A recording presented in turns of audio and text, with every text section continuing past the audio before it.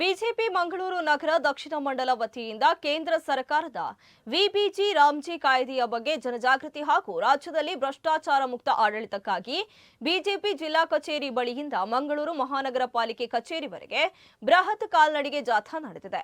ಈ ವೇಳೆ ಮಾತನಾಡಿದ ಜಿಲ್ಲಾಧ್ಯಕ್ಷರಾದ ಸತೀಶ್ ಕುಂಪಲ, ಸ್ವತಃ ರಾಜೀವ್ ಗಾಂಧಿಯೇ ತಮ್ಮ ಸರ್ಕಾರ ₹1 ಕೊಟ್ರೆ ಅದರಲ್ಲಿ ಕೆಲವೇ ಪೈಸೆ ಮಾತ್ರ ಜನರಿಗೆ ತಲುಪುತ್ತೆ ಎಂದು ಹೇಳಿ ವೈಫಲ್ಯವನ್ನ ವ್ಯಕ್ತಪಡಿಸಿದ್ರು. ಆದರೆ ಈಗ ಒಂದೇ ₹1 ಭ್ರಷ್ಟಾಚಾರಕ್ಕೂ ಆಸ್ಪದವಿಲ್ಲದೆ ನರೇಂದ್ರ ಮೋದಿ ಸರ್ಕಾರ ಆಡಳಿತ ನಡೆಸ್ತಾ ಇದೆ. ಅದರ ಮುಂದುವರಿದ ಭಾಗವೇ ವಿಬಿಜಿ ರಾಮ್ಜಿ ವಿಧಿ ಇಲ್ಲದೆ ಕಾಂಗ್ರೆಸ್ ವಿರೋಧ ಮಾಡ್ತಾ ಇದೆ ಅಷ್ಟೇ ಎಂದರು. ನಂತರ ಮಾತನಾಡಿದ ಶಾಸಕ ವೇದವ್ಯಾಸ್ ಕಾಮತ್, ವಿಬಿಜಿ ರಾಮ್ಜಿ ಕಾಯ್ದೆ ಮೂಲಕ ಬಡವರಿಗೆ ದುಡಿಯಲು ಹೆಚ್ಚಿನ ಅವಕಾಶ ನೀಡಿದ್ರು ಕಾಂಗ್ರೆಸ್ಸಿಗರು ವಿರೋಧಿಸ್ತಾ ಇದ್ದಾರೆ ಎಂದ್ರೆ ಅವರ ಉದ್ದೇಶ ಬೇರೆ ಏನೋ ಇದೆ. ದುಡಿಯುವ ದಿನವನ್ನ 100ರಿಂದ 125ಕ್ಕೆ ಏರಿಸಿದ್ದು ತಪ್ಪ. ಇದರಿಂದ ಕಾಂಗ್ರೆಸ್ಸಿಗೆ ಏನ್ ತೊಂದ್ರೆ? ಬಡ ಜನರ ಅಭಿವೃದ್ಧಿಗಾಗಿರುವ ವಿಬಿಜಿ ರಾಮ್ಜಿ ಯೋಜನೆ ವಿರುದ್ಧ ಸುಳ್ಳು ಸುದ್ದಿ ಹಬ್ಬಿಸುವ ಕಾಂಗ್ರೆಸ್ಸಿಗರನ್ನ ನಂಬದಿರೋಣ. ಮನ್ರೇಗಾ ಹೆಸರಿನಲ್ಲಿ ಸಾವಿರಾರು ಕೋಟಿ ಭ್ರಷ್ಟಾಚಾರವಾಗಿದೆ. ಇನ್ನು ಮೇಲೆ ಅದಕ್ಕೆ ಅವಕಾಶವಿರೋದಿಲ್ಲ.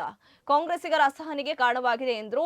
ಇನ್ನು ಈ ಸಂದರ್ಭ ಪ್ರಮುಖರಾದ ರಮೇಶ್ ಕಂಡೆಟ್ಟು, ರಮೇಶ್ ಹೆಗ್ಡೆ, ಲಲ್ಲೇಶ್ ಕುಮಾರ್, ತಿಲಕರಾಜ್ ಕೃಷ್ಣಾಪುರ, ಪೂರ್ಣಿಮಾ ಎಂ, ಸಂಜಯ್ ಪ್ರಭು, ಶಾನವಾಜ್ ಜಗನ್ನಾಥ್, ಸುಧೀರ್ ಶೆಟ್ಟಿ ಕಣ್ಣೂರು ಸೇರಿದಂತೆ ಮತ್ತಿತರರು ಉಪಸ್ಥಿತರಿದ್ದರು. ಸುಳ್ಯದಿಂದ ಮುಲ್ಕಿ ತನಕ ಅಥವಾ ಈ ಕ್ಷೇತ್ರದಲ್ಲಿ, ಈ ಭಾಗದಲ್ಲಿ, ನಗರ ಪ್ರದೇಶದಲ್ಲಿ ಕಾಲ್ನಡಿಗೆ ಜಾಥಾ ಮಾಡುವುದರ ಮುಖಾಂತರ ಈ ಯೋಜನೆ ಬಗ್ಗೆ ಸುಳ್ಳು ಪ್ರಚಾರ ಮಾಡುವಂತ ಪ್ರಯತ್ನ ಮಾಡಿದ್ರು.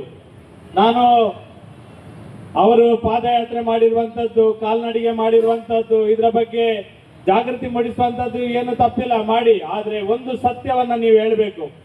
ಯಾವಾಗ ಕಾಂಗ್ರೆಸ್ನ ದೇಶದ ಪ್ರಧಾನಮಂತ್ರಿ ಆಗಿದ್ದ ರಾಜೀವ್ ಗಾಂಧಿ ಅವರು ಈ ದೇಶದಲ್ಲಿ ₹1 ಕೇಂದ್ರದಿಂದ ಕೊಟ್ರೆ 15 ಪೈಸೆ ಕೂಡ ಗ್ರಾಮ ಪಂಚಾಯತ್ಗೆ ಮುಟ್ಟುವುದಿಲ್ಲ ಅಂತ ಹೇಳಿರುವಂತದ್ದು ನಿಮ್ಮದೇ ನಾಯಕರು, ನಿಮ್ಮದೇ ಪ್ರಧಾನಮಂತ್ರಿ ಆಗಿದ್ದಂತ ರಾಜೀವ್ ಗಾಂಧಿ ಅವರು ಹೇಳಿರುವಂತ ಸತ್ಯವನ್ನ ಜನರಿಗೆ ಹೇಳುವಂತ ಕೆಲಸವನ್ನ ನೀವು ಮಾಡಬೇಕು ಅಂತ ವಿನಂತಿಯನ್ನ ಮಾಡ್ತೇನೆ. ಇಡೀ ದೇಶದಲ್ಲಿ ಇವತ್ತು ಎಲ್ಲ ನಾಗರಿಕರು, ಬಡವರು, ಕೂಲಿ ಕಾರ್ಮಿಕರು, ಮಹಿಳೆಯರು, ಎಲ್ಲ ವರ್ಗದ ಜನರು ಇವತ್ತು ವಿಬಿಜಿ ರಾಮ್ಜಿ ಕಾಯ್ದೆಯನ್ನ ಇಡೀ ದೇಶದ ಜನತೆ ಬೆಂಬಲಿಸ್ತಾ ಇದ್ದಾರೆ. ಆದ್ರೆ ಕಾಂಗ್ರೆಸ್ ಮಾತ್ರ ಇವತ್ತು ಹತಾಶೆಯಲ್ಲಿ ಇದನ್ನು ವಿರೋಧಿಸುವಂತ ಕೆಲಸ ಕಾರ್ಯಗಳು ಮಾಡ್ತಾ ಇದೆ ಅಂತ ಹೇಳಿ ಬಯಸ್ತಾ ಇದ್ದಾರೆ. ಬಂಧುಗಳೇ, ಕಾಂಗ್ರೆಸ್ ನಾಯಕರು ಉತ್ತರಿಸಬೇಕು. ಸುಳ್ಯದಿಂದ ಮುಲ್ಕಿಯ ಯಜಮಾನಿ ತನಕ ತಾವು ಪಾದಯಾತ್ರೆ ಮಾಡಿದ್ರೆ, ತಾಕತ್ತಿದ್ರೆ, ದಮ್ಮಿದ್ರೆ ಉತ್ತರ ಮಾಡಬೇಕು ನೀವು. ಕಳೆದ 2-3 ವರ್ಷಗಳಲ್ಲಿ